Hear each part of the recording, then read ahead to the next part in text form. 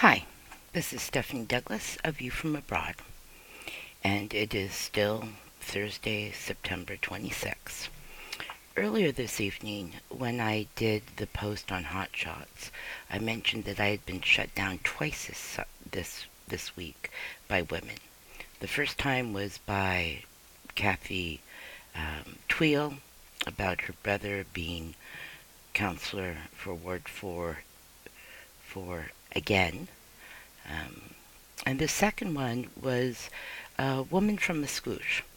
Now, PI Family, I believe it's called, they're doing a series of talks on how to talk to your teen about drugs.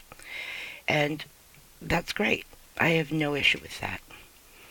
What I did comment on their post was on the promotional picture, which is this one. Let's see if you can see that.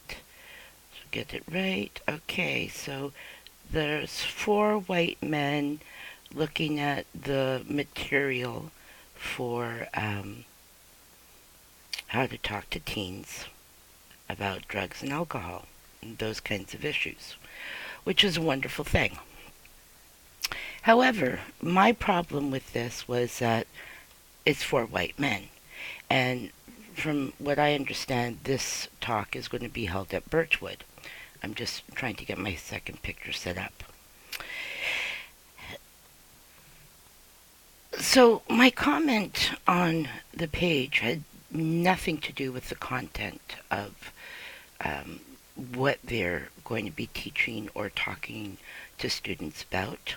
It was specifically and only about the visual of that picture of four white men in an area, Birchwood and Euston, north of Euston and Ward 4 and this whole area in Charlottetown in general, is very, very culturally diverse.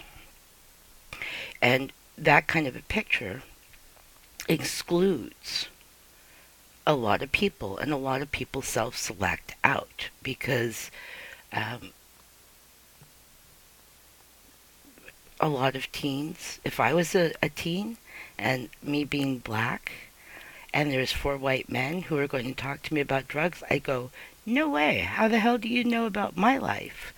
How can you talk to me about these issues when it looks like you come from privilege, you're older, you're white men?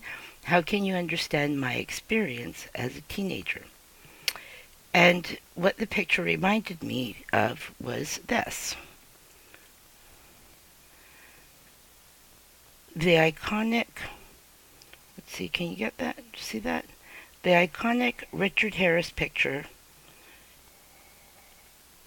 of a rule, of the PI rule trustees talking to a female teacher, and the painting was done in 1885. So here we have four white men, but at least in this picture from 1885, we also have a woman in it. So I'm not seeing the difference between this picture of 1885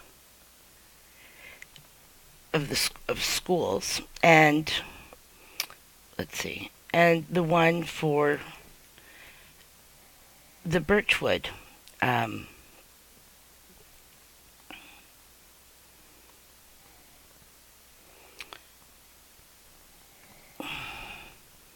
oops. Oops, glare. Oh, maybe I should put it sideways. Yeah, there's some things around technology that I'm not super awesome with, and this is a new thing. There must be a better way.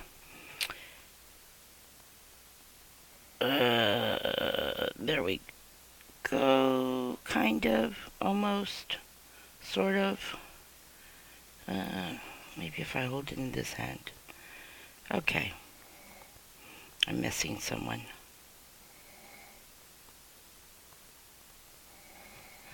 Make it a little bit smaller.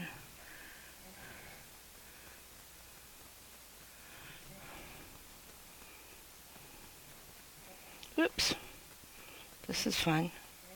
Not very Okay, that one.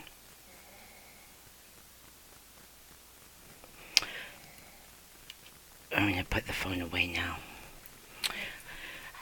So, my commentary, and I am a diversity specialist. You know, they say if you've done something for 10 years, you're an expert. I've been working with diversity and in diverse groups and with indigenous communities and African communities and Spanish and Latino and Hispanic communities and Middle Eastern communities, youth, people with HIV and women, HIV and AIDS positive, people with mental and physical disabilities. I've been working in different political ideal. I've been working with people in diversity my whole life, actually. Formally, since about 1984, when I was working at the Victoria Intercultural Association as a volunteer, and professionally, pretty much for the last 30 odd years, more. Not to mention that I'm almost 57 years old, which I have said that before, and I am ethnically and culturally diverse. So I identify with three different cultures: American, Spanish, and Canadian. Um, Even though I only lived in the States till I was 7, my mother was American from Brooklyn, and that's rubbed off, of course. I grew up in Spain from the time I was 7 till I was almost 18, so very formative years. I consider myself very much culturally Spanish. And I've been in Canada since 1979, so I'm also culturally Canadian. And ethnically, I'm very diverse. I'm a black, white Cherokee Jew, Ashkenazi Jew. Don't mix that up. Ashkenazi, all European Jew. So when I look at promotional material, my comments were not about the content of what they're going to be teaching, but just to illustrate how the promotional material of four white men poring over the booklets that they're going to be teaching to youth, that image excludes large sections of the community. It excludes women because there's only men there. It excludes color because they're all white. So parents or teens of color um, are going to go exactly what I would do.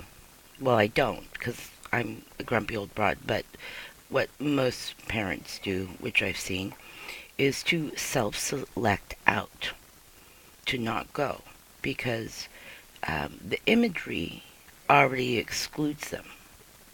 So this, and again, it was nothing about the actual material these volunteers, I guess they are going to be delivering to students on how to, or parents, how to talk to your teens about drugs and alcohol.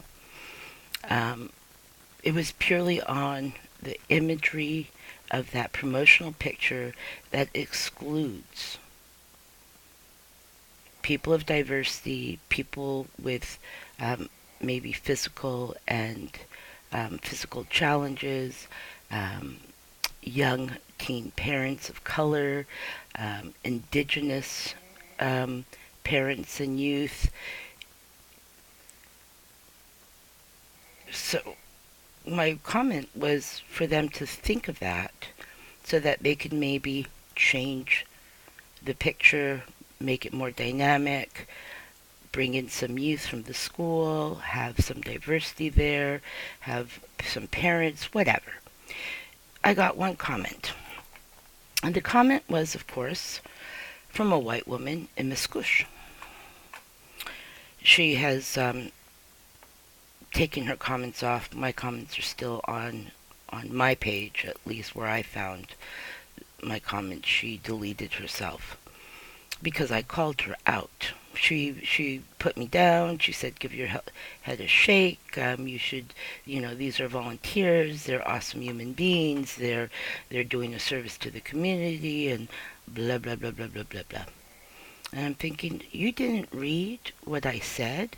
Oh, and you call yourself a diversity specialist?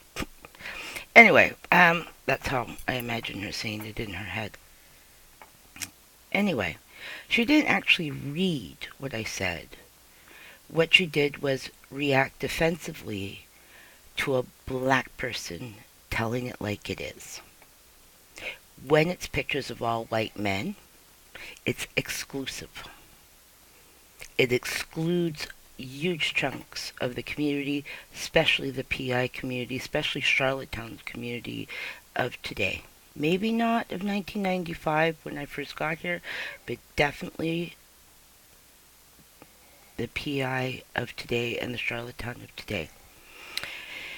So she made this comment, and I called her on it.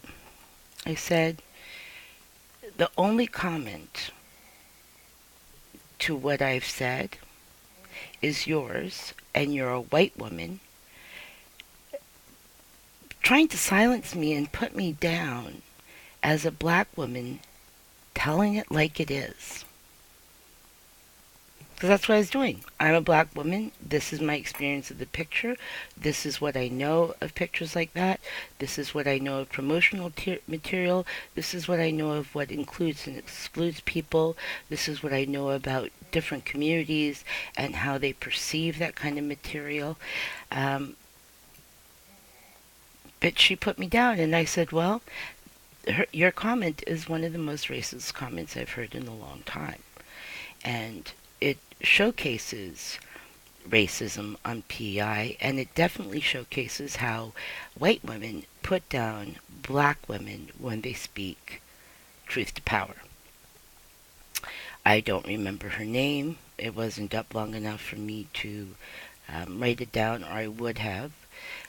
So I could call her by name publicly. She knows who she is. Her friends who might have seen the comment knows who she is. The people she's talked to know who she is. So, white blonde girl from Musqueam, that was really racist. And it's not okay to call women of color out like that when you don't have a clue about what they're talking about and you haven't actually read the post thoroughly, and what you're doing is reacting in a very defensive manner, as if saying, how dare you speak about this, you black woman, you. So anyway, so the PI family, what they're doing, I don't know. I haven't seen the material. I haven't had a chance to read it to see how inclusive or exclusive it is. It may be absolutely fantastic material that does wonders. That wasn't the issue. That's not what I was commenting on. But considering that in 1885 there's 4 white men and 1 woman, and here we are in 2018 and there's 4 white men and not even a woman, let alone anybody of color, that to me is an issue, and it's a problem with not being aware of promoting something and people asking themselves, how is this perceived? How are we excluding? Who's not sitting at the table? And who, because of the imagery we're portraying, won't come and sit at the table, and we really, really want them to be there. We want them to participate. We want their children to participate. We want to share knowledge with a diverse group of people who, because it feels so uncomfortable, may look at this all-white, all-male group and go, that doesn't feel safe to me. At this age, even, there are days when if I saw something like that and I was going to go to an event or to some sort of program, and that was the imagery, I wouldn't go. Because I already know what I'm walking into. I'm walking into a situation where I'm already excluded from the get-go, and where my experience as a woman and my experience as a woman of diversity and of color aren't going to be understood, are going to be minimized, or like the white woman from a squish, try to shut me down completely.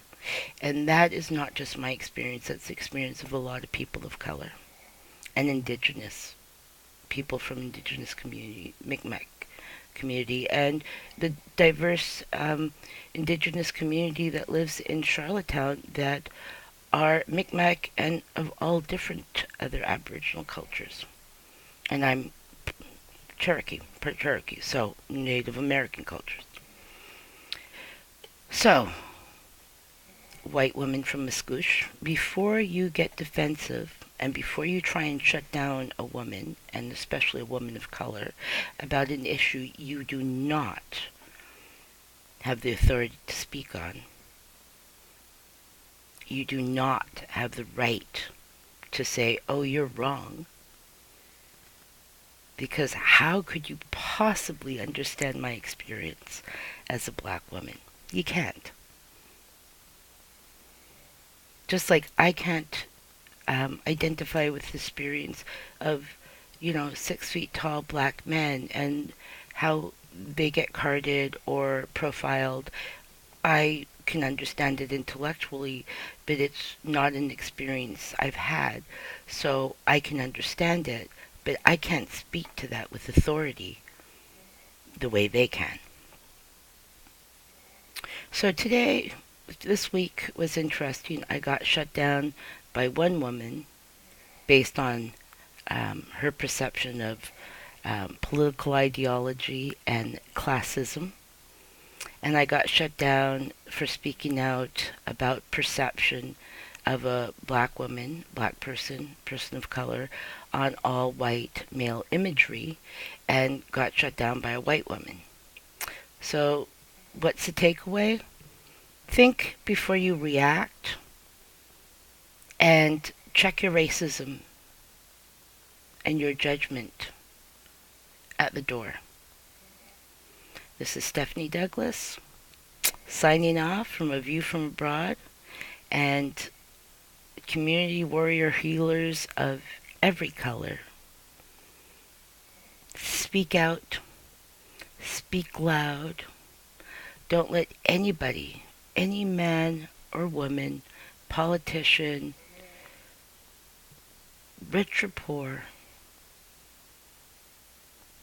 old islander from centuries or a new islander, tell you that you can't speak because they don't agree with what you have to say. Speak out, because if you don't speak out, if I don't speak out, who will? Have a fantastic night.